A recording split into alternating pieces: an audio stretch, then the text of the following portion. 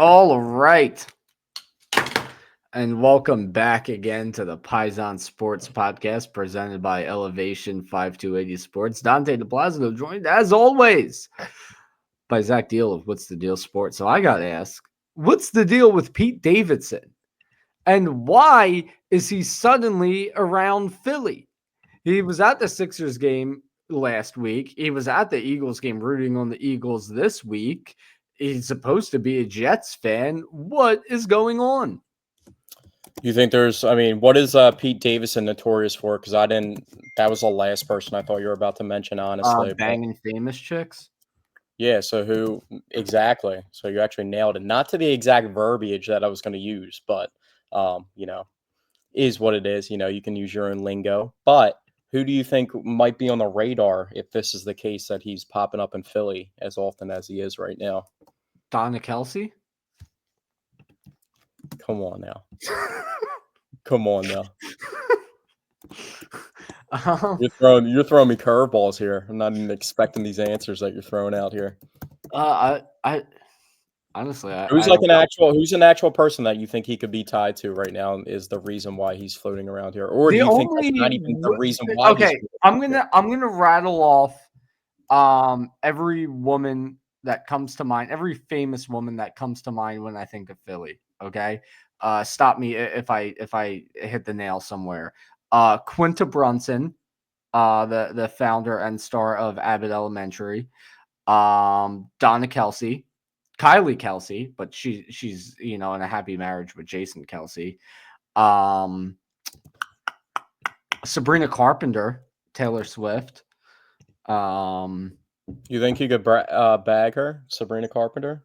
I don't really know too much about her. I know she's like really popular now. Isn't she like one of like the most charted musicians? Like every time, she's like the new Taylor Swift right now.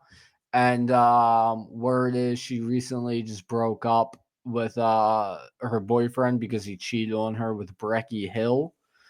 I don't know who that is. You have a lot of internet lore to dive into. But yeah, I mean, I couldn't necessarily see somebody like Sabrina Carpenter with somebody like Pete Davidson, but Pete Davidson has surprised us many, many times. Who knows? But it is apparently from what I saw on Twitter, I think like Pete Davidson is friends with Jordan Mailata now, and that's the reason he's been hanging around. I don't know. It's kind of weird. I don't know how I feel about Pete Davidson suddenly being an Eagles fan, but hey, he went to the Eagles game and he went to a Sixers game. You said, yeah, he's been floating around here a bit this week. But listen, he doesn't have any comedy shows or anything like that going on. No. Everybody's very curious as to what's going on with Pete Davidson. But listen, if there's a team whose bandwagon there is to jump on, that is the Philadelphia Eagles. Now have won 10 straight games, a franchise record, which I have not seen people talking about after this win, which is interesting. I saw a lot of people talk about them tying the franchise record last week. Nobody's talking about them breaking the franchise record this week for biggest win streak, but 10 consecutive wins now. They're 12-2. They just dismantled the Pittsburgh Steelers. Things are looking good right now, I must say. 10 points in the first quarter. So starting off with that was definitely a pleasant surprise to see. Had a couple turnovers in the game, so that's something that we wish we could mitigate. But I will say the one play by T.J. Watt that he made on Jalen Hurts was ridiculous. The Peanut Tillman punch out. So that's became very popular in the NFL between high level players like Fred Warner and TJ Watt. So TJ Watt's just an animal. And he probably should have had another strip sack on Jalen late in the game, which I have no clue how Jalen held onto that ball like that was bobbling out of his hand. On top of that, speaking of holding onto the ball, it's a little bit of an issue for Jalen Hurts because he actually has a broken finger on his non-throwing hand. So I know they haven't been doing a lot of under center, and the tush push is obviously under center. So I don't know how much that has to do with it. Also, being in the open field, switching between hands while you're running with the ball and just protecting the ball in the pocket might arise some problems. But we've seen other quarterbacks deal with it and be able to get through it, like Josh Allen. So Jalen did the best that he could. The Cooper DeJean fumble, it just kind of seemed like it was just a weird play. Like he kind of like jolted backwards. And he had like too much momentum, and he actually looked like he was going to be on the ground, and he was still up. And then the ball ended up getting dislodged, and the Steelers got really good field position. But the good thing about Cooper DeJean is if he makes a mistake like that on special teams, then he's able to get it right back on defense. And the defense held strong in that situation where they could have easily given in and allowed more points than they did. So once again, the defense is the backbone of this team, and with how talented and how much money is spent on this offense, it's crazy to say that, because I don't think anybody would have predicted the turnaround that this defense has had since last season. And obviously, we've talked about it numerous times on this podcast this year, but the biggest credit to that is probably Vic Fangio being the new coordinator there. Yeah. Vic Fangio has absolutely worked wonders with this defense. Yet again in this game, by the way, I saw it a lot more in the first half, but yet again with this game, he was utilizing the 3-4 to stop the run. I think that's been very effective over the past few weeks, since I noticed him start using it again, starting with that game against the Ravens when I said it was very important. He would utilize the 3-4. But the first two drives for the Steelers, the 3 and outs, I think even the first 3 drives, were 3 and outs. I think it was the same story with each drive where they ran the ball first and second down, Eagles 3-4 set, stuffed the run twice. Then it would become an obvious passing down, 3rd and 7, 3rd and 8, 3rd and 10, whatever. Eagles come back out in that dime look, and they're able to shut it down pretty effectively. They kind of went away from the 3-4 formation a bit in the second half, especially on that touchdown drive by the Steelers, where they were able to get more success because they were able to get 5 yards a carry on first down and then open up the offense from there. But when the Eagles were coming out first down, 3-4 set, they were stuffing the run. It was making life a whole lot easier the rest of the drive.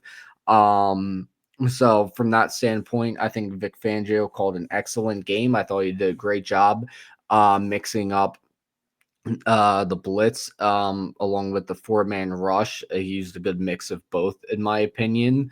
Once again, Eagles players just making tackles when they needed to. And even on 2 of the biggest plays from the Pittsburgh Steelers, the Eagles DBs almost got one play was Freiermuth in the end zone where he stole the ball from CJ. Yeah, that was the one play that was a DB, but then there was another play by Zach Bond where he was almost able to get in front. Well, the one thing Russ is really good as, he's like very pinpoint accurate, and especially in the red zone. So that pass of Pat Freiermuth was pretty much perfect. And right but in the I think if CJ Gardner-Johnson would have played to swat the ball down instead of going for the interception, he definitely could have got there.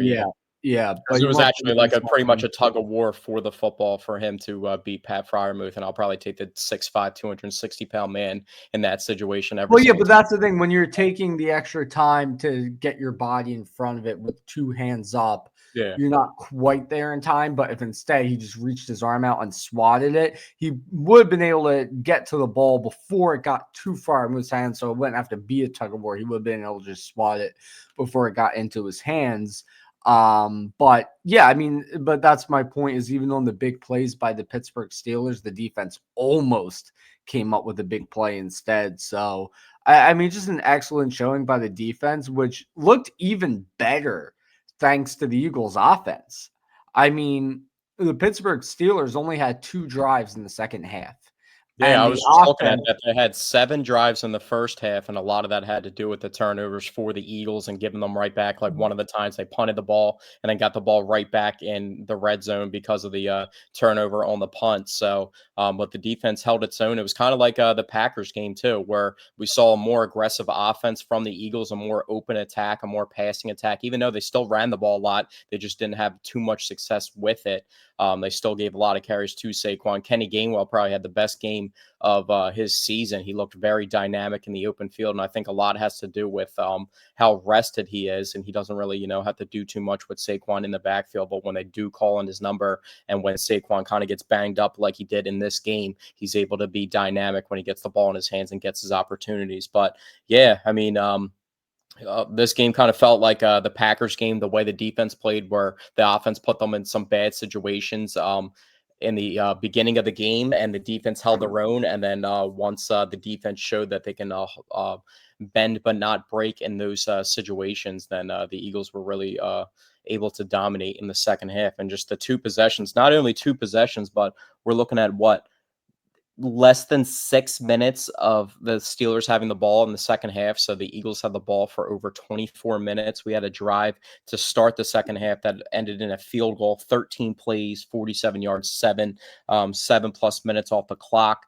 Then we had another 13 play, 74-yard drive after that, after the Steelers fumbled and gave us the ball back. That lasted 6+ minutes. And then to end the game, 21 plays, 88 yards, started with a flag inside their own 5-yard line, and they take 10 minutes and 30 seconds off the clock. So that is just absolutely ridiculous. And if you just looked at it drive by drive in this game, you're like, oh, what? Saquon must have ran for 150, 160, 170 yards. And no, it was pretty much, Jalen targeted Devontae Smith and A.J. Brown. We kind of expected the passing game to have an uptick this week. We didn't know if they were going to force the issue or if it was going to happen naturally. And it pretty much just happened naturally. They still ran the ball. They just had the ball a lot in this game. And to have the ball a lot in this game versus a team like this, that's a defensive predominant team that's can really turn you over on defense and make plays with their defense.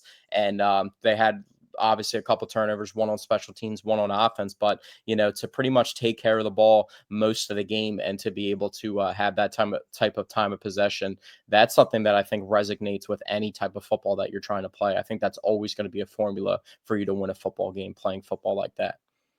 Yeah, I'm going to disagree a little bit. I think they did force the issue with the pass game, but it didn't seem like it because it still worked, which kind of goes back to my point from last week. Is Well, this if you look team at can it, like if you throw look the the ball average, 30, if they want to? they still ran the ball more than they threw the ball, and Yeah, Saquon. but here's the thing. So yeah, they still ran a lot, but what they did differently this game versus other games is in other games they've used the run to set up the pass, right? This game it was the opposite. They used the pass to set up the run. Like in one drive, for example, in the first half, they threw the ball. They threw the ball. I think it was 3 straight completions in a row. They were moving down the field, throwing the ball successfully. Then they came out 4 receivers wide, right? Saquon in the backfield, no tight ends. And that time they ran the ball. So they started the drive, pass, showing success with the pass. And then they came out 4 wide receivers wide, like they're going to continue to pass it. And then they ran it to Saquon, who on that play, he ripped off a 20+ yard run.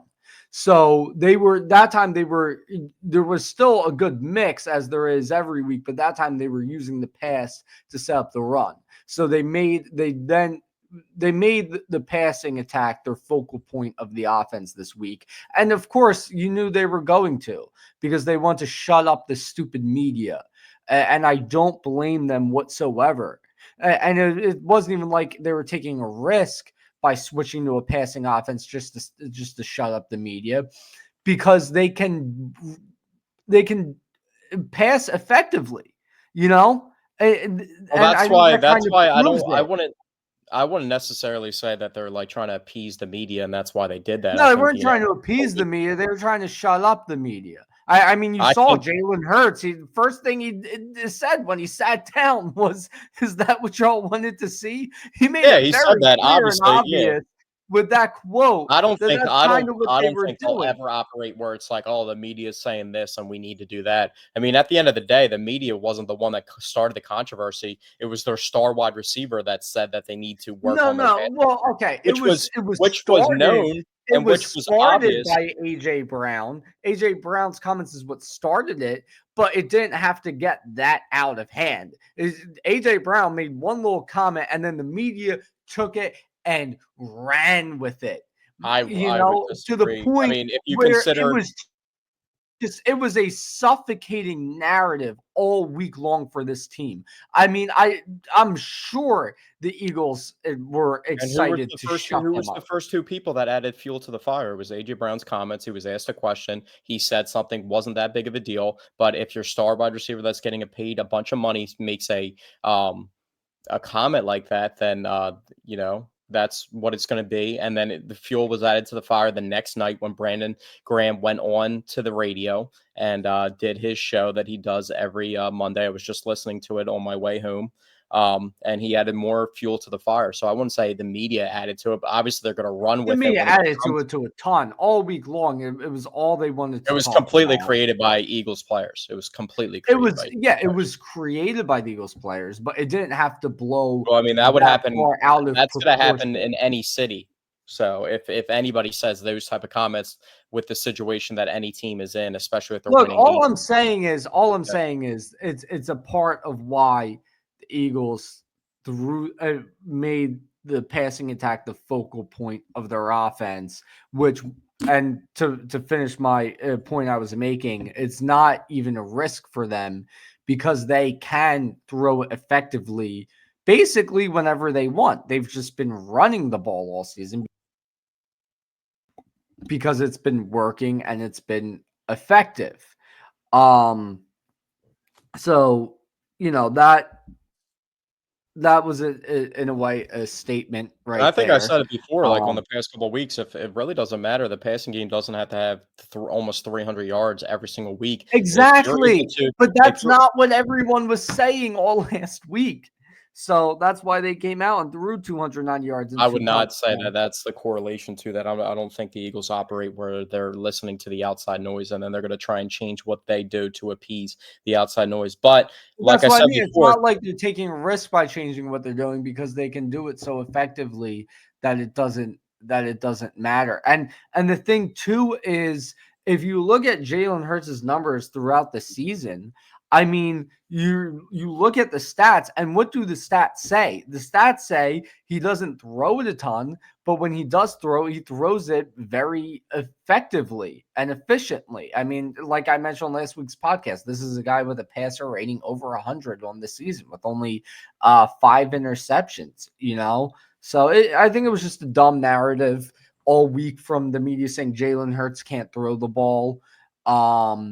He proved that he can. He's proved many times throughout his career that he can. He proved in the goddamn Super Bowl that he can. So this is a complete team, in my opinion. I agree. I think they're a complete team. I don't think, I was never questioning. I thought it was more so just how they were operating. They weren't doing things. It definitely at one point in time, not this week, but in weeks prior, leading up, Jalen did look a little gun shy. That wasn't the case. They came out on the first play and threw a 25-yard seam route to Grant Calcaterra up the middle. So he was obviously more aggressive, and it's not like he was just doing this versus a Carolina Panthers team, which the Carolina Panthers is when he threw for 108 yards and everybody was all upset. He's thrown against one of the Even best though we defenses won the in the game. entire league. So, and everybody just gets nitpicky on victories and they think everything's going to be perfect. But at the end of the day, a 10-game winning streak, is all that matters. And it's not like this team's flaring out because they're able to have a game where, Jalen can throw for 300 yards if we need him to when Saquon's a little bit banged up. And Saquon was still getting the rock, just not as efficient as he normally is. Get both of our star wide receivers that we pay, $60 million to annually, get them involved in the game, have them. That's how it should look. If he's going to throw the ball 32 times in a game, I know he had 15 rushes in that game, and a lot of them had to do with certain scrambles. So they did call a little bit more passing plays, just accounted for Jalen scrambling the ball and them being converted into carries in the stat sheet. But if he's going to throw the ball 32 times a game, I would love to see Devontae and AJ every single time of those instances. Those two guys should have at least half the targets combined. So if he's going to throw for 32, get AJ and Devontae 8 each. And you see how efficient it is. It's not like he's forcing the ball to guys, trying to get them paid, trying to get them this stat, trying to get Devontae Smith a backdoor 1,000-yard season, or trying to get AJ's numbers up or anything. They're open, and that's what those guys do. They get open in zone. Jalen just has to trust the ball and to be able to fit into windows. And then when it's man, I don't think that's ever been an issue with Jalen trusting those guys in man situations. So Yeah, I mean, he threw it up to AJ, back shoulder throw at one point yesterday. Really nice throw and catch. And AJ and Devontae Smith both yesterday did so much after the catch. You see from AJ all the time. He'll catch it, he'll start going upfield, and then he'll just just cut stop back and the like other just, yeah, way. go back the other way. Yeah, and he's I think that's the done most so much. underrated part of Smitty's game, though, is like how dynamic he actually is with the ball in his hands and how quick he is when he gets the ball in his hands and he gets starts going downfield. And he's like so much stronger than you would expect him to be at like 170 pounds. Like he actually runs people over and stuff. So he's a little bit fearless. But yeah, that's what we've come to know out of these wide receivers. That was before the days of us having the best running back in the entire league. That's what we were doing, is having 1,000-yard seasons with these two guys and winning at least 10 games a year, So that's been the Yeah, case. and that's Team. what I don't understand, like, that people just did not get. People for an entire week acted as if before Saquon got here, we were a bad team. Jalen Hurts was a bad quarterback, and we've only been playing well while handing off the ball to Saquon Barkley. Like, no, this is what this team has been doing the past 3 seasons. AJ Brown, when he stayed healthy the past 2 years, he had 1,400 plus yards each of those years. The one year he was only like 3 yards away from 1,500. Devontae Smith, back-to-back 1,000-yard seasons. One of them was 1,100 yards. This has been a great passing attack. I feel like if you pay attention, it was just so clear that they've gotten away from passing the ball a bit because they have Saquon Barkley, and it makes more sense to just run it with him a ton.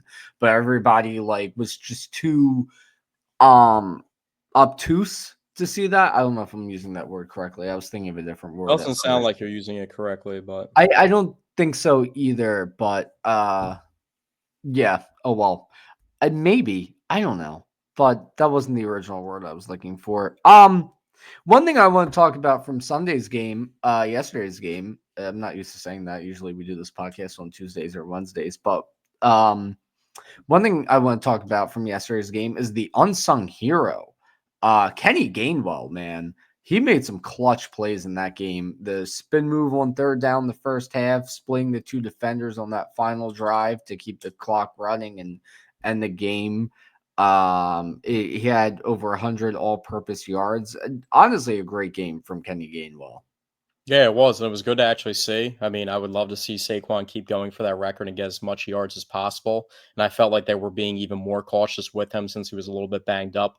And there could have been times where he was in the game when Kenny was still in the game, but at some point they had to show that Kenny Gainwell could be out there and be productive if Saquon's not able to go at the current moment. So that's what he did, and that was reassurance. I was actually saying at the trade deadline they should look into getting another backup running back just with how much volume that Saquon's seeing, just so that they can be dynamic. It worked in the Super Bowl year 2017 when they had 3 guys and they really had just a running back by committee backfield, but that's obviously not the case. But Kenny Gainwell was very impressive yesterday, and it was the most amount of touches. And it's good to see a guy that he actually gets his opportunity, and he's not just not prepared for the moment. Like he was out there.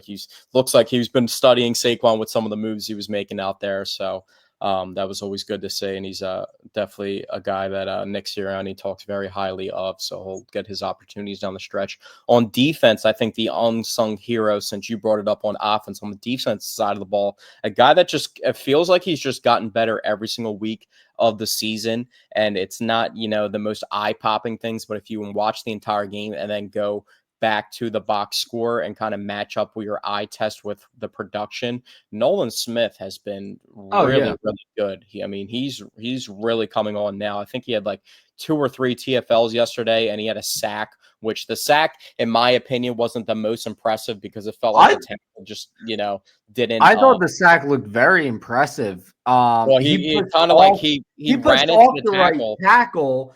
His momentum pushed him backwards, and then he had to stop, reset, get low, and just accelerate right after the quarterback, which he did. I thought it looked I very thought that was impressive. more of a mistake by the tackle, but it was definitely obviously a good play. And the thing is, that's a play that probably Nolan Smith doesn't make last year. So that's what was Yeah. good to see. And he's just really, he's making plays in the run game. He's making plays as a pass rusher as well. We know he's played off ball linebacker. They're not going to ask him to do that, but he's pretty dynamic as a player. And in the open field, his athletic measurables, he's the type of guy that's going to be able to shut down the athletic quarterbacks that you're going to be able to go against. So I've been really impressed with Nolan Smith. Milton Williams has also been extremely impressive. He was a guy where I'm pretty sure he was the one where the guy, I forget who it was, somebody in the Eagles front offense wouldn't shake Jeff Lurie's hand when he drafted Yeah, Milton yeah, it was Williams. when they drafted Milton Williams. Yeah, Yeah, so you're correct that on that. obviously is not aging too well, that video, but Milton Williams Well, has here's been the thing extremely about impressive in the Milton defensive line Williams. rotations. Here's the thing about Milton Williams. Usually once every few weeks, I'll get curious and I'll go on Pro Football Focus and I'll just look up different Eagles to see what their grades are looking like on the year.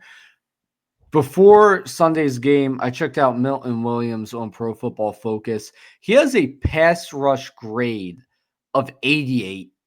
That is very high.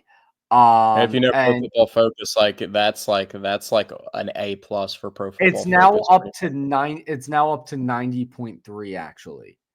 So I mean he's done an excellent job um playing second fiddle to Jalen Carter, because like we've mentioned, when Jalen Carter eats up all those double teams, you need a guy who can win their one-on-ones, and that's been Milton Williams.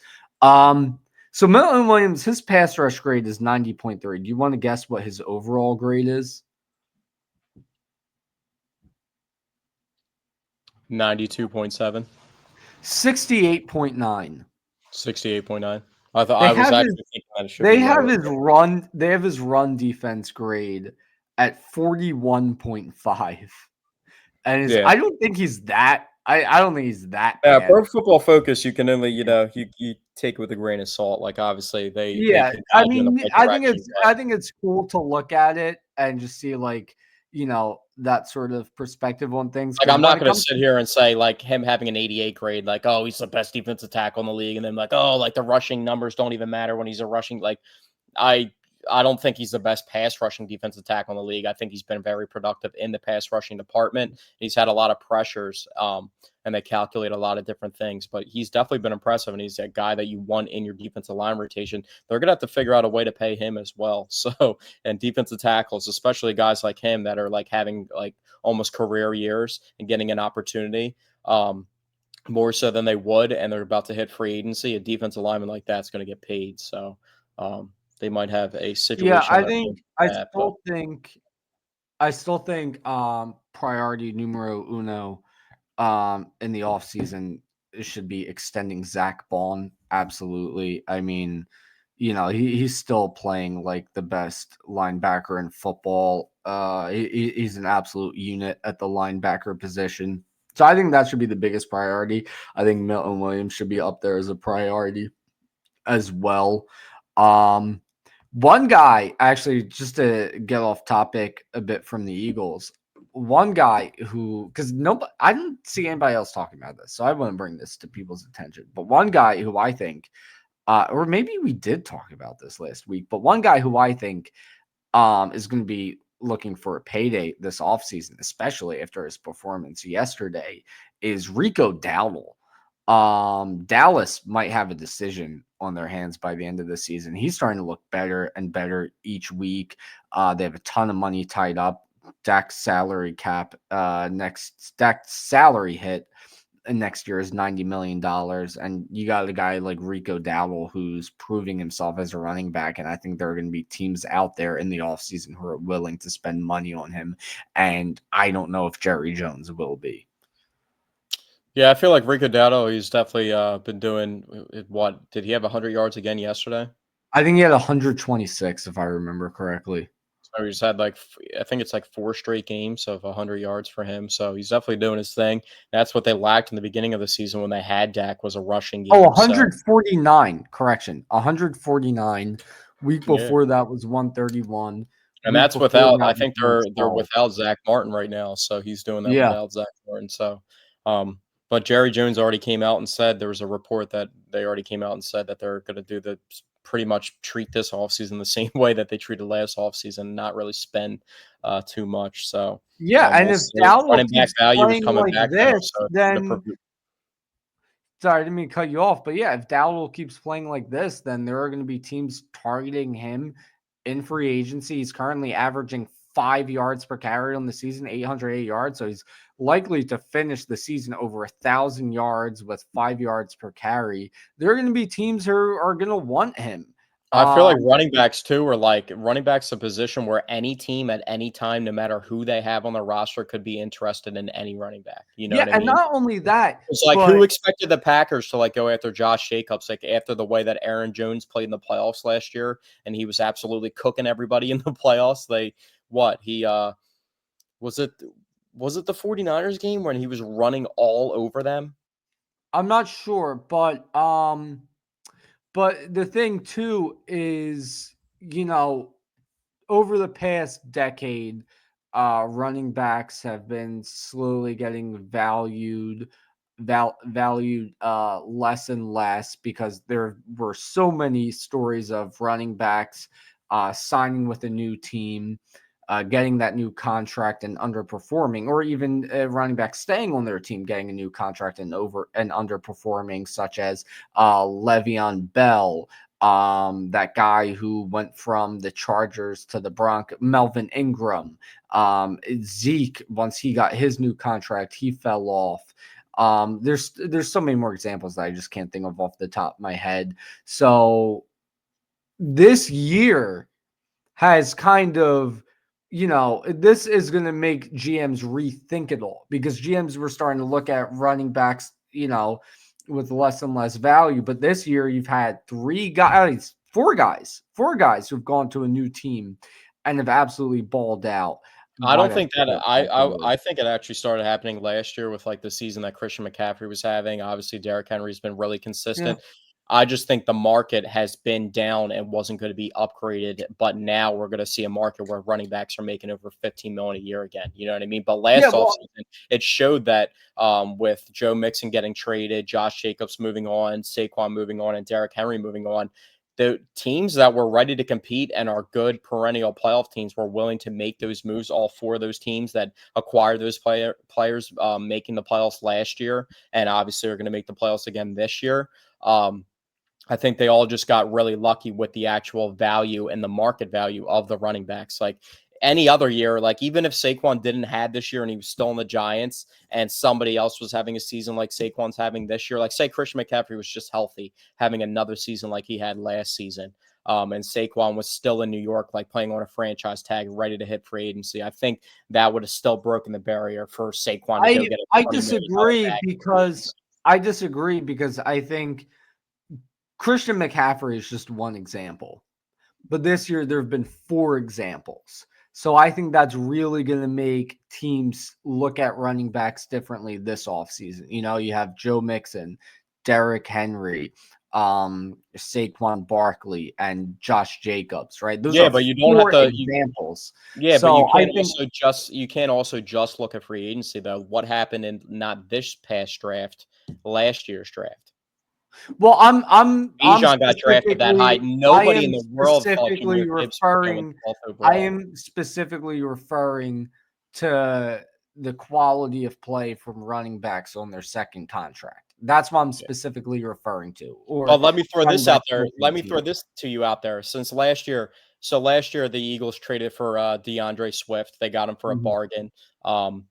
They got a compensatory pick when he moved on in free agency for him. That was the right move to make. Miles Sanders got paid after the Super Bowl year, had a phenomenal season, had 1,300 yards during the Super Bowl year, moved on to the Panthers. They gave him 25 million over 4 years.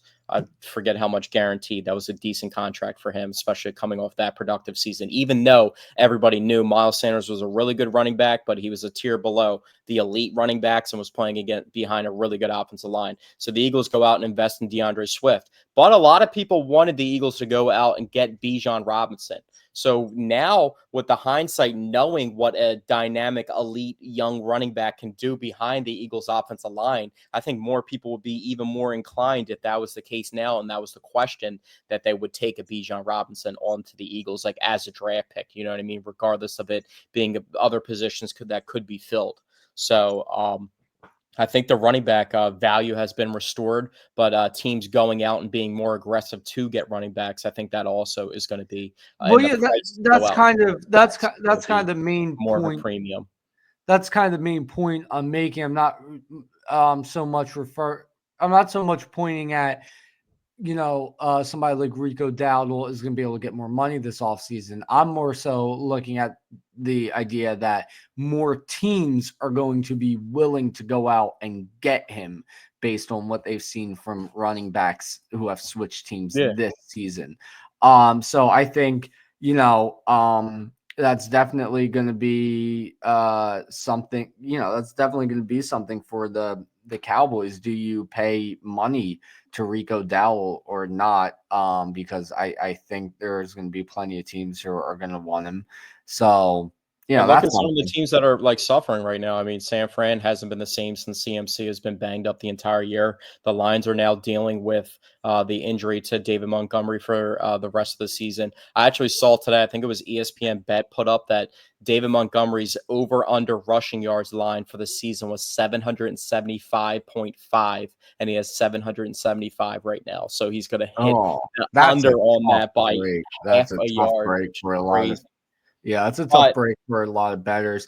Sorry, I'll let you go back to what you were about to say, but one team I think should go after a guy like Rico Dowdle. I would say the Cincinnati Bengals. Chase Brown's been doing his thing. Sydney's Chase Brown, he's been doing good, but I think that would be a great. I think the Bengals, if the Bengals are going to do anything, they need to just retool that entire defense. That entire defense needs a makeover. Everybody on that defense. I mean, I think they have maybe 3 or 4 guys, if that are cornerstone franchise guys that can be their starters in the future on their defense. And one of the guys doesn't, Trey Hendrickson, one of the most underrated players in the league, doesn't even get talked about. I don't even know what his future looks like in Cincinnati. So, but since we're talking about teams around the league, let's talk about some teams that the Eagles are going to match up with, or some perennial playoff teams that could match up with the Eagles. You know what? Before we get into that, this could potentially be a segue to that. It's time for my Meatball of the Week. Pause for dramatic effect. So you were frozen for a second. I don't know why I just did that. I kind of hate myself for doing that. Anyway, my Meatball of the Week is Antonio Brown 2.0. Is what was that dude's name on the Bills? Vontae Davis? I feel like that's slightly off. Yeah, Vontae Davis. Yeah, that's Vontae Davis. Vontae Davis 2.0. And oh my God, that's right. He did. Vontae Davis, 35 years old. Yeah. But anyway, Vontae Davis 2.0, except he's alive this time. Guess what? Antonio Brown 2.0, except his brain is still alive at this point. Guess what? I'm talking about Devondre Campbell giving up on his team, the 49ers, in the second half. Gave up, had enough, left the game. And you know what? I've never witnessed a downfall that I've prayed for more than this. Devondre Campbell, you're my Meatball of the Week. That was pretty crazy from Devondre Campbell. He was actually playing ball last year for the Packers. He was like a big part of their defense, one of their best players on defense. And then he went over to the 49ers in free agency to fill the gap for Dre Greenlaw. And then Dre Greenlaw comes back active, and he says he doesn't want to go into the game. So when you sign there, you probably know at the end of the day that you're a placeholder, regardless of what you've done in the past and what you've done Yep, for yep, other yep, yep. teams. And, they signed you for a reason to fill in. We actually had the linebacker that filled in for Dre Greenlaw in the Super Bowl last year when he got injured on the sidelines running into the game and snapped his Achilles. Oren Burks, that was the guy that filled in for him and played a decent game. So the Eagles signed him in free agency this past year. So he could have easily been, if he got the opportunity, he could have easily been in the scenario of playing all the snaps that Zach Bond's playing. So that just Well, shows you you that know what? up to the point he had a more proven resume than Zach Bond, which is crazy. Yeah, but Vic Fangio saw something in Bond. But you know what? Speaking of teams we might see in the playoffs, and speaking of people stepping in for injured players, ladies and gentlemen, Carson Wentz has the opportunity to do the funniest thing ever right now. Although I doubt Pat Mahomes is going to miss that much time, but he's week to week right now, so we don't know when he's coming back. If Carson Wentz, Wentz puts his team in position to win a Super Bowl, playing the backup quarterback role that he infamously was a part of the team, but didn't get the team over the hump as the starting quarterback. If he plays that narrative out twice, I'll root for the Chiefs to win the Super Bowl if that's the case. yeah, if Wentz pulls a Foles, right, and does to Mahomes what Foles did to him, and the Eagles are out of the playoffs for whatever reason, I think although I don't want to see a Chiefs three-peat, I think I would root for it in that scenario. I would love to see Carson Wentz pull a Nick Foles after that is what famously was done to him. Now, here's something I'm thinking about also. Okay. So we all know Pat Mahomes has had a very underwhelming season, despite the Chiefs being 12-1, 13-1, whatever the hell their record is. But I Pat heard people on Mahomes, the radio saying that the Chiefs are struggling this year. I thought that yeah. was the funniest Well, like thing they're that I've ever heard in struggling my in life. each game. Like they're 11-1, but they are You can't struggling. say they're struggling when they have the best record in the entire league. That's not possible to be Well, struggling here's the thing, with though. the They have best the record best in the league. record in the league, but they haven't been number one on anyone's power ranking in like 2 months. So it's like they're struggling to win each game, but they're winning them. But here's the thing: Mahomes has looked very underwhelming this year. Okay. Now, even if Carson Wentz were to come in for the final 3 games of the season, and each game he throws for 500 yards, 5 touchdowns, rushes for 100 yards and a touchdown, each of those 3 games, because of how big Pat Mahomes is, like because of how big his name is and, his career resume, I highly doubt even that would lead to him getting benched for Carson Wentz. What are we talking about here? I'm just wondering if Carson Wentz could come wait, in. you just asked me a question. Let me answer it. I'm just wondering if there's literally anything Wentz could possibly do to take the starting job from Mahomes. And I I got only something. say that because of how bad Mahomes has looked this year. But I think even with how bad he has looked, even if Wentz threw 500 yards and 5 touchdowns in each of the final 3 games, I still would highly doubt it if they, just kept Wentz as the starter. So I'm wondering, like, The only is there thing that anything he Carson can Wentz do? can do to get that job from Patrick Mahomes is to literally, those backyard wrestling like baseball bats that have like the nail coming out the top. Mm-hmm. He would have to hit Patrick Mahomes square in the forehead with But that. here's the thing, but also think of it like this. Okay, let's say more realistic. Okay. Wentz plays the final 3 games of the regular season. He comes out lighting it up. 400 yards, 4 touchdowns, 1 game. 300 yards, 3 touchdowns, plus 2 rushing touchdowns in another game, 5 touchdowns at third game. Let's say he just absolutely freaking lights it up, right? Now, playoffs are starting. Time to bring Mahomes back. Okay?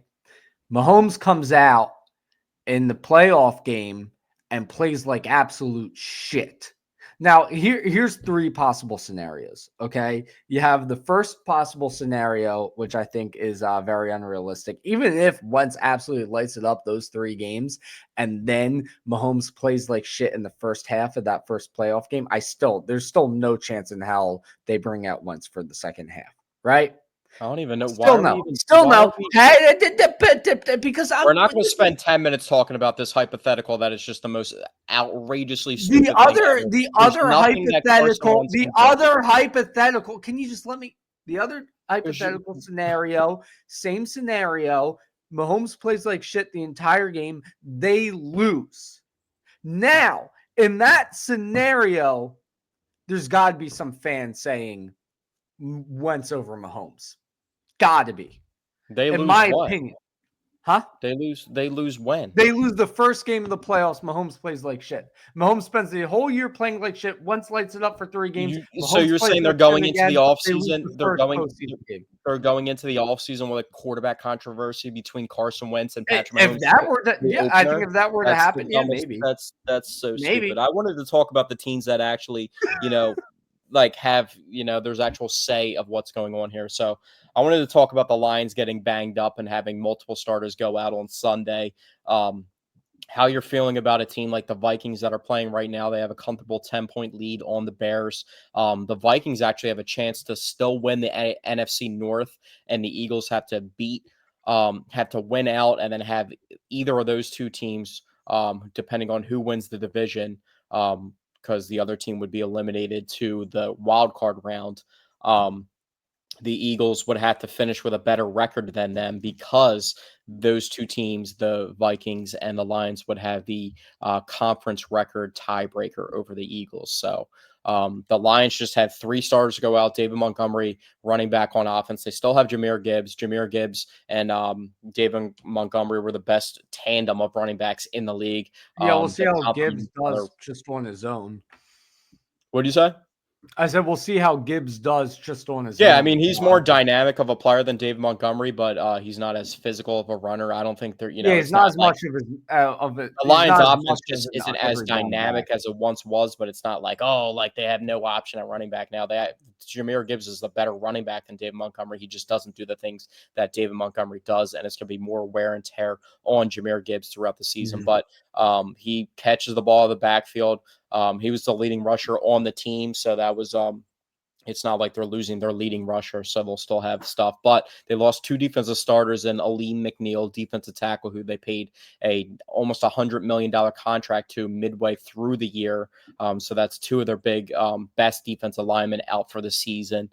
Carlton Davis, their defensive back, is banged up as well now. That's a huge loss. I think Carlton Davis is their biggest loss. I think anytime you lose a DB like him, I'm already not threatened by their defense, to be honest. So if they're going to have guys, their defense got absolutely exposed yesterday. So absolutely exposed. 31 points. That was 48 versus the Bills, and then 31 versus the Packers. So the past 2 games, they've allowed 79 points.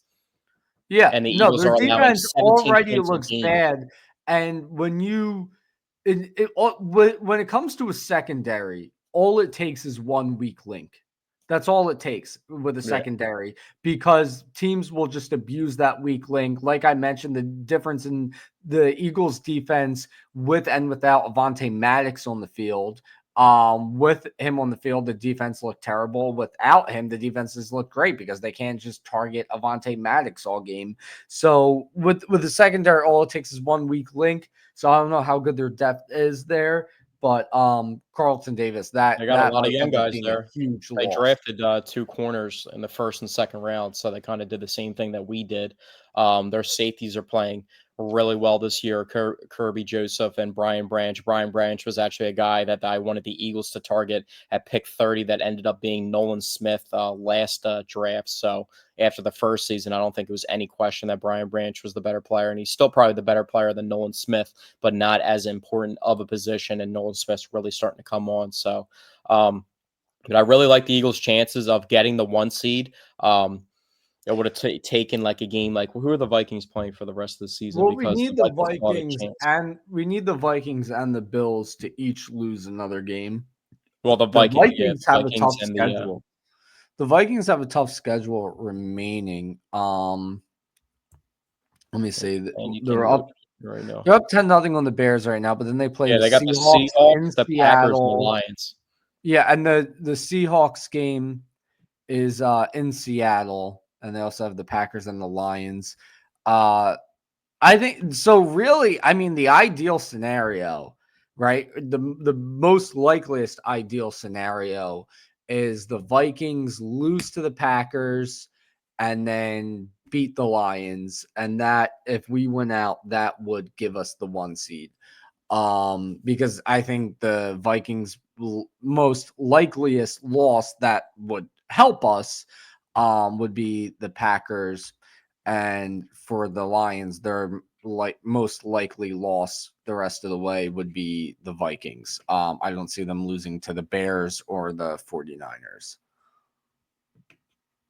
Yeah, and it just kind of sucks that the Bills are an AFC team because that would have, tied, and then it would have Yeah. went down to a different Yep. tiebreaker for Yep. beating the Lions. But I like our chances versus the Lions. I'm not too worried about the Vikings. I think the Vikings are good. They have really good skill position players. Jordan Addison's very underrated as a wide receiver. Obviously, Justin Jefferson's arguably the best wide receiver in the league. Aaron I don't Jones think is it's a dynamic. arguably.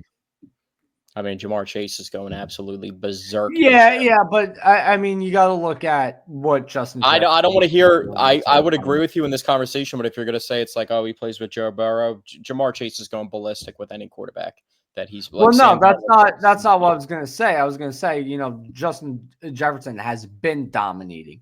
Just Jamar Chase has been a great wide receiver this whole time, but this is his first year of being in that S tier as a wide receiver. I don't know. His Justin rookie year, Jefferson they has went to the been in Super that Bowl, S and he had tier. his rookie year. They went to the Super Bowl, and he had 1,400 yards receiving and double All right, digit well, maybe not touchdowns. his first year, but he died I think he's down a dominated little every bit year. I don't know if offensively. he's dominated to the extent of Justin Jefferson, but That's what this I'm year, saying. Justin I think. Jefferson has been every year. Justin Jefferson has been in the league and been healthy. He's been at an S tier wide receiver. I would take Justin Jefferson over Jamar Chase. Justin Jefferson has showed us more throughout both their careers so far. So, but yeah, no, I mean the Vikings. I think the Vikings are very are beatable for the Eagles. I think any team with a pocket quarterback, I think, is a good matchup for us. I think our only kryptonite on defense has been mobile quarterbacks who've been able to scramble away from the pass rush. I think a guy like Sam Darnold and a guy like Jared Goff. I think with us sending the blitz at them, I think the defense is going to be pretty successful. The Lions defense, with how bad they've looked, the Lions do not scare me at this point. Vikings don't scare me.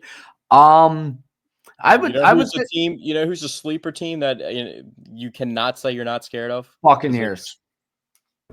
Yep. Yep. Yep. That's the team that I'm actually scared of. I fear not the Vikings or Lions, but the Buccaneers, I do not want to see Baker's them got in our the number. It playoffs. gets the ball out so quick versus us. It seems like we can't match up with the skill position players. I Mike do Evans is not coming want off to a see Baker ridiculous Sunday. Mayfield and I They do not don't have want to see Chris Baker Godwin right Mayfield and now, the but Buccaneers in even the the playoffs. last time we played them, when we lost to them, which was our last loss on the season, and it dated back to we've lost to them twice in 2024 with the playoffs and in week 4 of the season. And we had Darius Slay getting routed up by their third, fourth string wide receiver. So, yeah, there's something about the Bucs. They're a really good coach defensive team too. Todd Bowles is one of the best defensive minds in the league. And then Baker's been holding it down, on offense for them. And they have 2 good running backs. They have a good tight end. They have one of the best receivers of all time in Mike Evans. So the Bucs would be a scary team to match up with. What about how do you feel about the Commanders? I feel like a lot of people aren't putting too much into this I'm matchup not versus too the worried. Commanders this upcoming week, but this is actually a game that I feel like the Eagles. I don't expect them to lose the game, but I think it could be an extremely close game, and if they take it for granted, then they could be caught off guard in this one.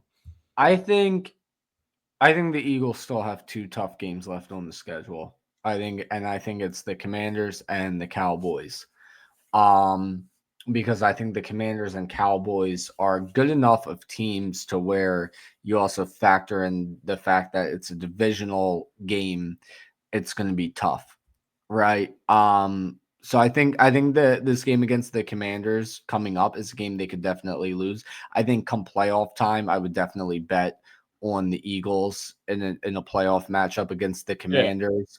The Commanders are a very young team. The Eagles are much more experienced. But I think in terms of looking I at think the the matchup Commanders' this like upcoming flaws are week, like who are the Commanders going to get the ball to if it's not Brian Robinson, if it's not Austin Eckler, or it's not Terry McLaurin, like and Zach Ertz, but Zach Ertz can catch the ball. He's not going to do anything with it when it's in his hands if he's having to pick up yards, running the ball after the catch. But like I just don't see the Commanders as well as Jaden Daniels has been playing this year and as impressive as he's been as a rookie. I just don't think he has enough weapons to benefit him, and I don't think their defense is proven enough for the Commanders to make a deep run. But the good thing is they have a really good defensive coach, just like a lot of these teams have defensive-minded approaches, and they try and get a really good offensive coordinator to hold things down. That's what the Commanders are doing right now, having Cliff Kingsbury there, a former head coach that's worked with a lot of talented quarterbacks, and he's getting the most out of Jaden Daniels. And then Dan Quinn, since he was a young coach with the Falcons or the defensive coordinator for the Cowboys last year, he's been getting the most out of his defense and been able to get the most out of guys. Just, a guy like Bobby Wagner's at the age of 34, 35, still performing at a high level. So, I'm just not too worried about the Commanders, especially in the playoffs. But if we're looking at a matchup like this upcoming week, I think everybody thinks the Eagles are just going to coast to 3 straight victories, and it's going to come down to the Vikings or the Lions losing a game, and I don't see it that way. I do think they're going to no, win I the think last 3 games of the season, but I don't I, think it's a lock by any means. no, I agree with you. I don't think the Commanders are going to be an easy win, and I don't think the Cowboys are going to be an easy win. I think the Cowboys are good enough that with the idea that it's a divisional game, I think they're going to make it very competitive. Micah Parsons is wreaking havoc as always, and we always split with Dallas, or we get split by them. Usually, it's a split. I cannot tell you the last time the Eagles have swept the season series against the Dallas Cowboys. So I think that game is gonna be tough as well. But the game that I am not worried about is the Giants game. I am not worried about this Giants team. So yeah, I think they need to push through these two games. I think they can coast to victory against the New York Giants. And I usually never say that about any game, but I mean, this Giants team is just god awful, just absolutely atrocious. I am not worried about them at all. But I think these next 2 games coming up are going to be pretty tough. Yeah, and let me see real quick because I had an idea, a thought. Hmm. Hold on one second.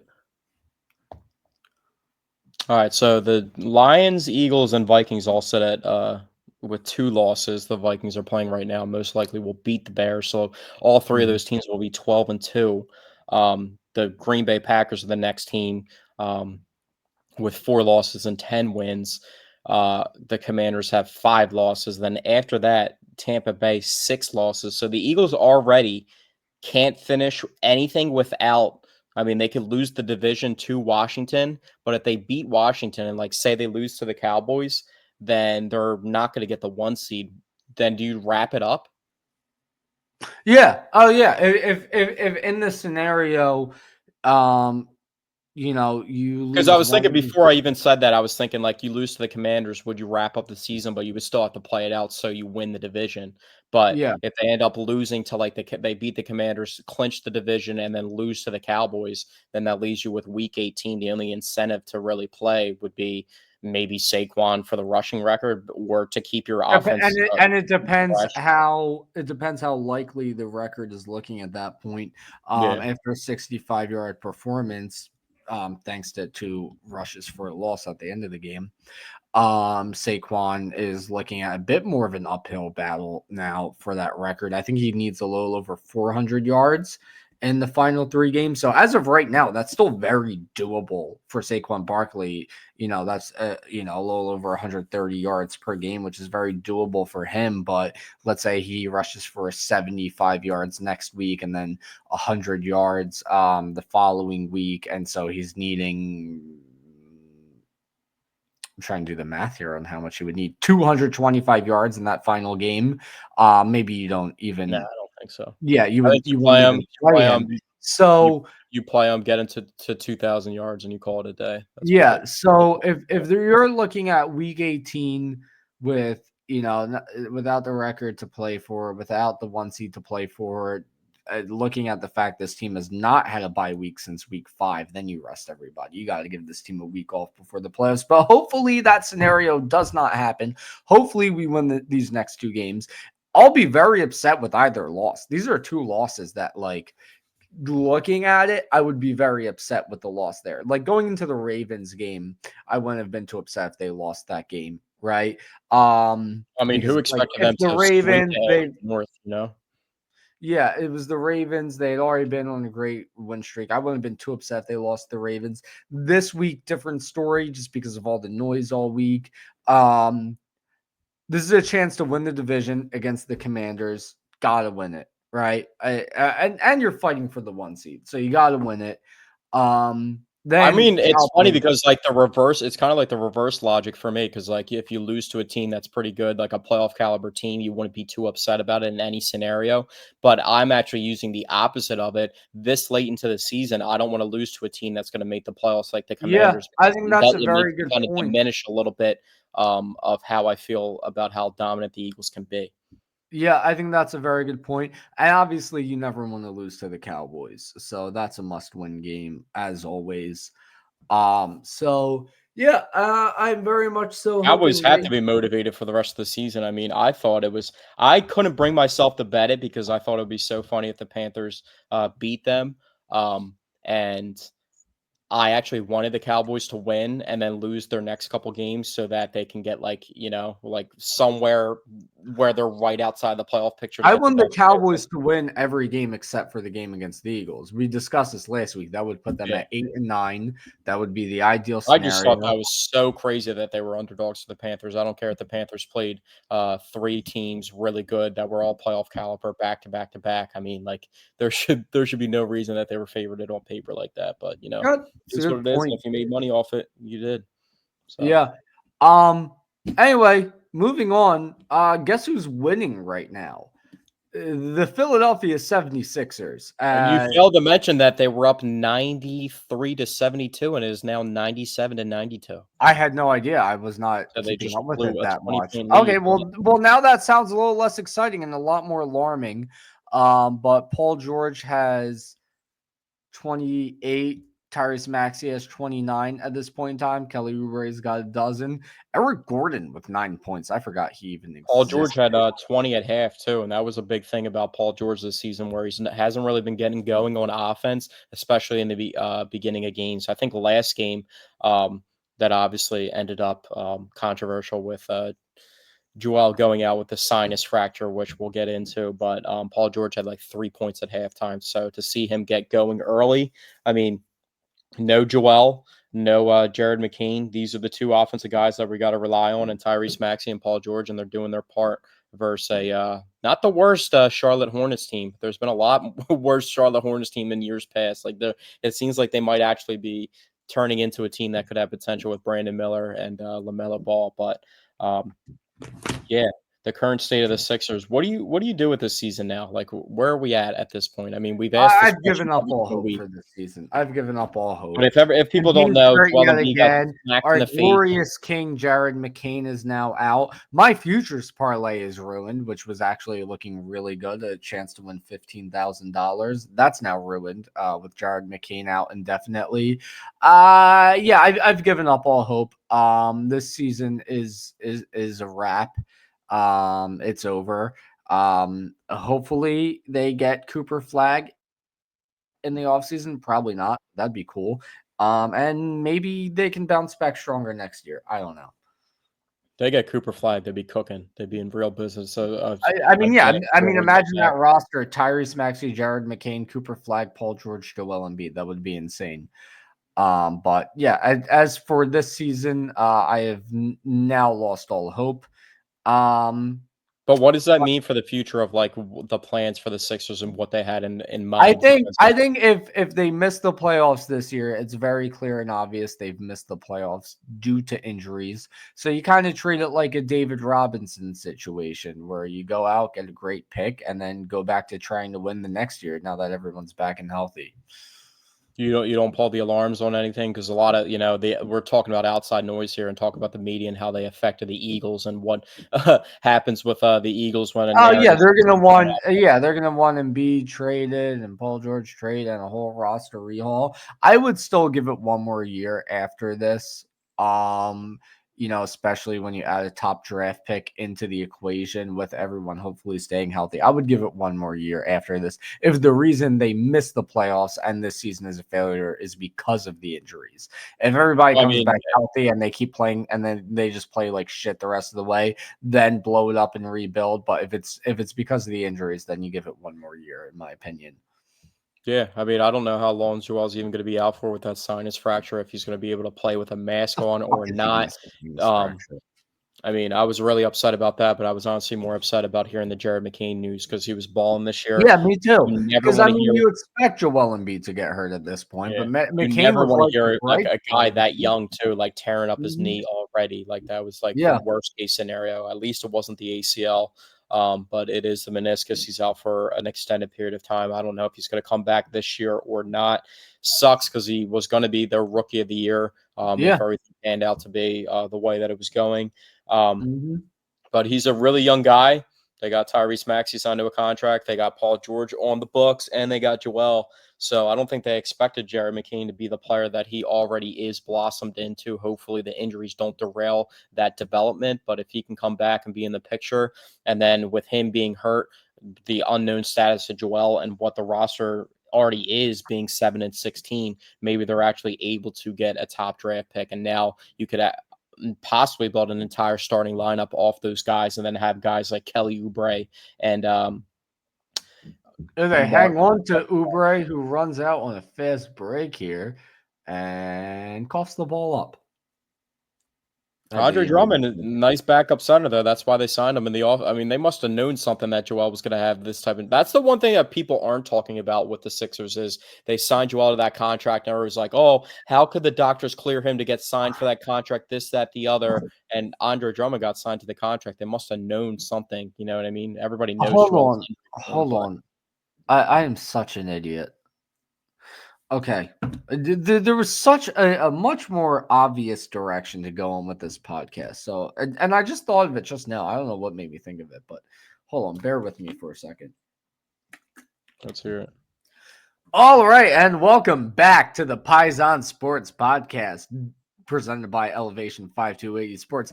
Dante DePlacido joined as always by Zach Deal of What's the Deal Sports. So, Zach, I've got to ask, what's the deal with all these drones? Why are they only flying over New Jersey? And where did they come from? What is going on? That's so much more obvious. Like, what did I even do for What's the Deal? I don't even know, but that's the obvious. You've been having, I've not been a fan of your What's the Deal segments. You've been picking out like random celebrities that are like making. I said, what's the deal with Pete Davidson? Hello, there's drones. There's mysterious drones. Weren't you talking about someone's New Jersey? And I'm talking about Pete Davidson. What is wrong with me? You Am were I an talking about idiot? someone's chicken salad like a Jesus couple weeks Christ. ago. Well, no, that was a big social media topic. That was Matthew McConaughey. That was a big social media topic. I stand by that. But I mean, come on. There's mysterious drones flying all over the place. And are they aliens? Some people think they are.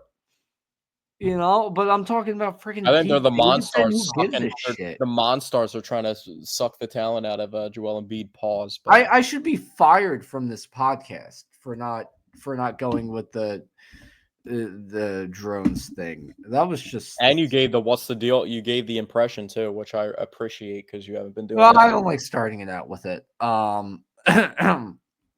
But yeah. So in summary, this Sixer season is doomed, and we're now wondering what they do from here. Do you blow it up? Do you There are rebuild? Do you give 3 them another games shot? with all this going on, there are 3 games out of a a play-in tournament spot too, with the Brooklyn Nets holding down the 10th spot. Detroit is right outside too. I think that Detroit's gonna end up Detroit ahead of that spot. basketball. But All right. yeah. Well, I know there's one final topic you want to talk about. We now know there are a couple of Phillies top prospects who are available for trade.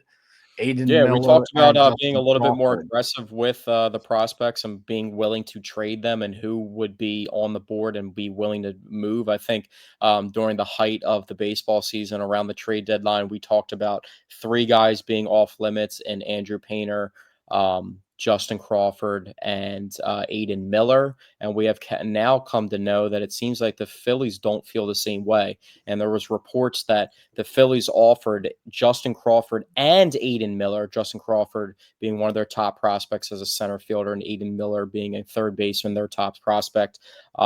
They were offered to the White Sox for Garrett Crochet, who ended up getting traded. They held put and they took 4 prospects from the Boston Red Sox organization and went with that route. So the untouchables for us as fans might be a little bit different than what the Phillies see. Andrew Painter already has a carved out a role and a game plan for next season. It seems like he's going to pitch like 100 innings for them. So I don't know why with 4 pitchers on the roster already, 3 being locked up, and Christopher Sanchez, Zach Wheeler, and Aaron Nola. I don't know why they're trying to acquire another pitcher, even though Garrett Crochet is really young and he's already been traded, but this was a hypothetical before that move was made.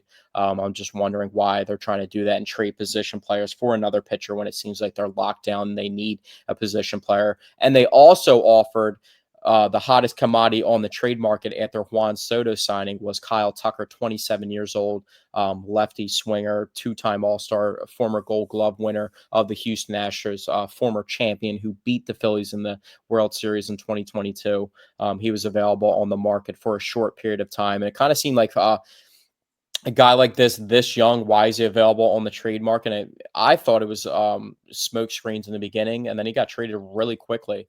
And apparently the Astros were looking for corner infielders, and the Phillies were trying to trade a corner infielder. And the Phillies offered Alec Boehm and Nick Castellanos for Kyle Tucker, and were shut down only for the Cubs to come in and trade Isaac Paredes and another third baseman for him. So I thought that was very interesting.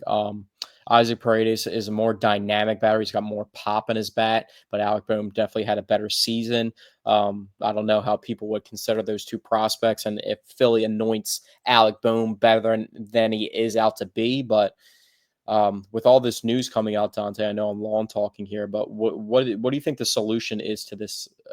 To these things, because it seems like the Phillies are trying to be aggressive, but they're not willing to hit certain thresholds that they need to get certain things done. But they haven't been able to make a move yet besides signing Jordan Romano.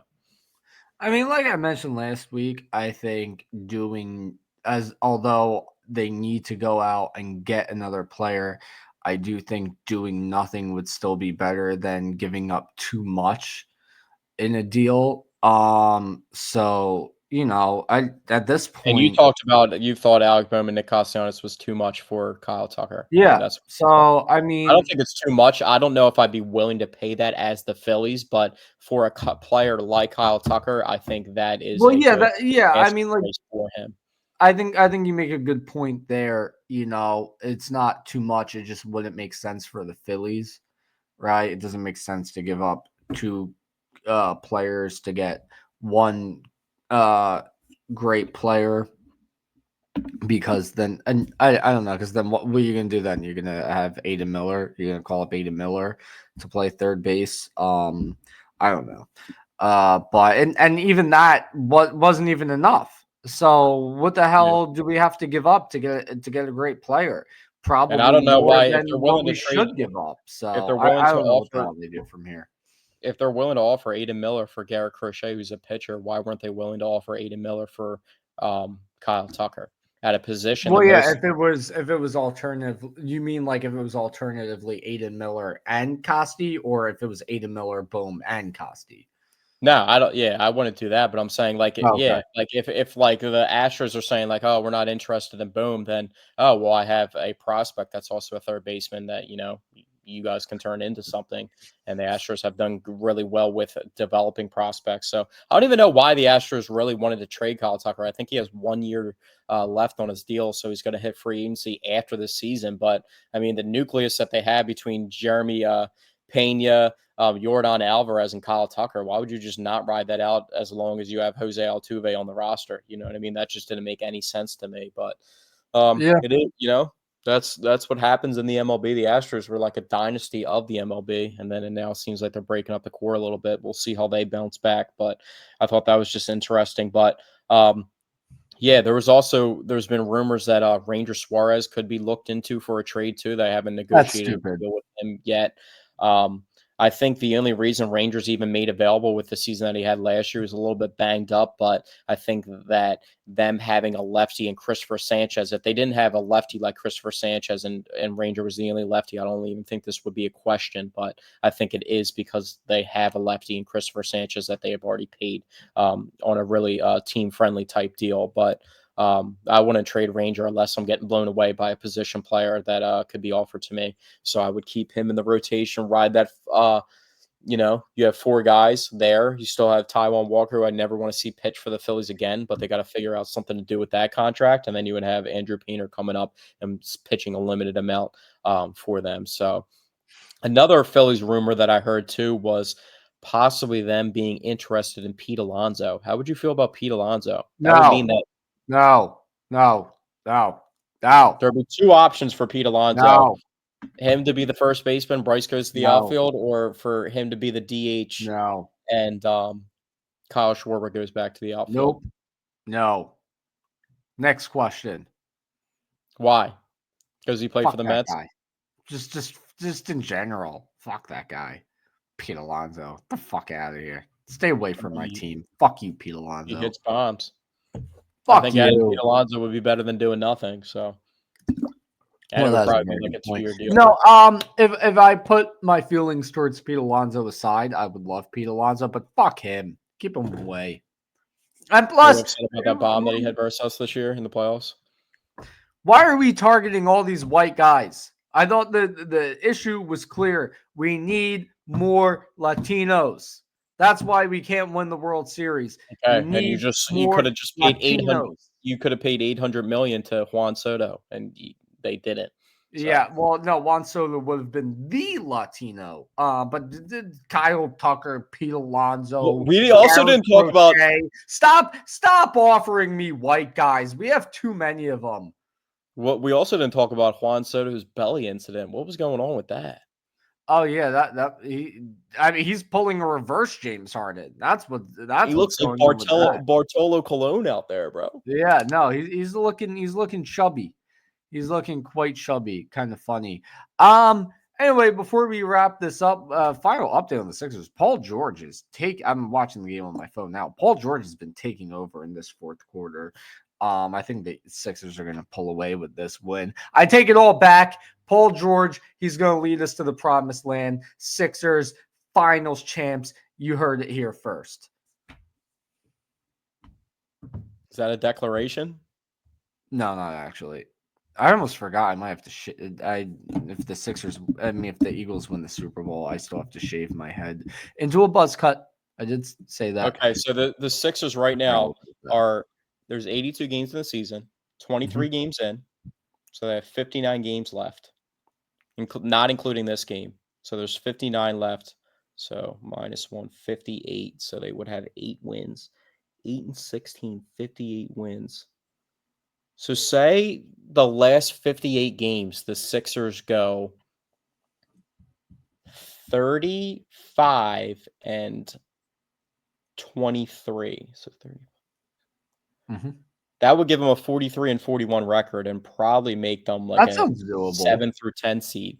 So that's doable if they get healthy. But Yeah. are they going to get healthy? Paul George Who also knows? Oh, Paul George, a great play on D. Paul George is so good. We're winning the finals. That's how good Paul George is. Not really, but he's looking good tonight. It's good. I've only heard hate about Paul George since he signed. I haven't heard a single person say a positive thing about him. So I'm happy someone's enjoying his company on the Sixers. But I feel like this is exactly how we ended last week's podcast. Either that or I'm getting deja vu, but no, I think you're just getting some deja vu. But that wraps it up for episode 77 of the Paisan Sports podcast presented by Elevation 5280 Sports. Lastly, before we get out of here, since I just gave the tag, I just reminded, do you want to give an update on your fantasy football Elevation 5280 every single fantasy football bust from yesterday was on my fantasy team. It was an atrocious performance this week by Dante's Inferno. And even though the playoffs is each round is 2 weeks, it is over for Dante's Inferno. We are out of contention. It's done. It's over. How much are you down by? I'm down by 50 points. I'll give you It's one over. story It's before you got done. here. It's So absolutely over. I think it was the first year that I did fantasy football. I was the number 1 seed, had the best team, was clapping everybody in the regular season. I think Alex Smith was on the Kansas City and had like 28 touchdowns, 5 picks that year. And I had all juiced up. Alvin Kamara is my like flex option as a rookie, everything. I get into the playoffs when they start playing the Saturday and Sunday games. I'm down by 40 points after the first week. So I'm like, yeah, there's no chance that I'm winning. I'm the number 1 seed. I'm just going to choke like this. So they had the Saturday night games, and that's when Kareem Hunt was still in the Chiefs his first time around. Mhm. And Kareem Hunt by himself on a Saturday night, the second week of the first round of the playoffs, dropped 41 fantasy points on a Saturday night. I ended up coming back, winning that week and winning the championship. So you're never That out. was 40 points. I'm down by 50 unless Young Wei Koo ends up having a monster performance. What really screwed me was when I had to bench the Denver defense. I just dropped them from my team. Ew, you got 59 points put up. I thought I was gonna go on there and see like you. Ew. 59. Yeah, no, it's really bad. Jameis Winston gave me negative points, so it was a really bad performance this week. The only one Damn, you didn't do your normal stuff too. Like normally you're talking about like, yeah, Jackson Smith and Jigba. I don't even care. I'm gonna start him over Tyreek Hill if that's how I'm feeling. Like you didn't even make any but like, and it almost spicy screwed moves me. like that. So I just put in my best guys this week, and it did not work.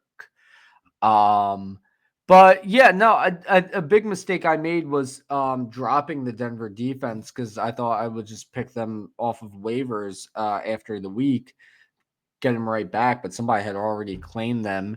They ended up putting up 18 points this week. My defense put up negative points.